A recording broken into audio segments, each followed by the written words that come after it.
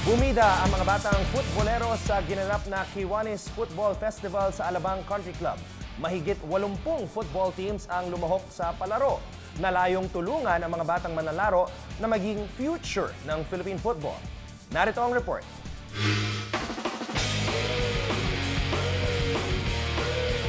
Noong nakaraang Sabado, nagkaroon ng pagkakataon ang mga kabataang Pinoy mula sa iba't ibang panig ng bansa na makapaglaro ng football sa Alabang Country Club para sa Kiwanis Football Festival 2016.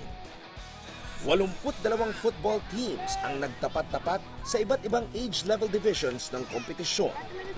Bilang parte ng selebrasyon ng kanilang centennial year, pinangunahan ito ng Kiwanis International Club na isang organisasyon na nangunguna sa pagsasagawa ng outreach programs para sa mga kabataan. Layunin nilang i-promote ang healthy at active na lifestyle sa kabataan.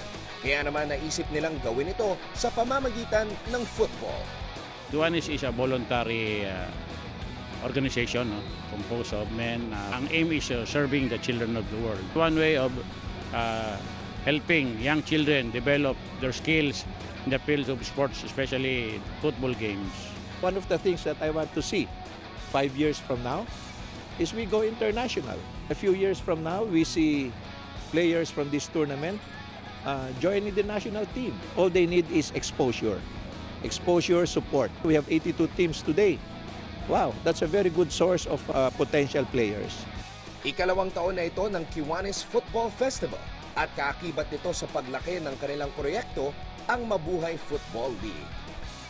Ang Mabuhay Football League o MFL ay kilala naman sa pagbibigay ng suporta sa mga batang atleta mula sa grassroots level na nais maglaro ng football.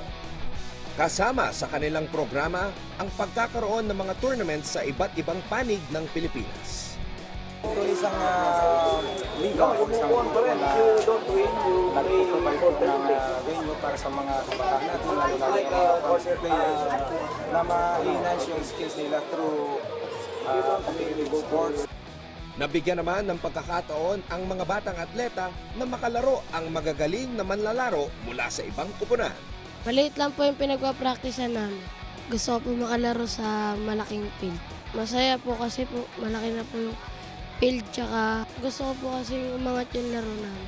Kasi po dun sa amin, kami-kami lang po yung naglalaro. It's fun, yeah. And then I had bonding time with my teammates and friends. It's my passion and I have fun playing football.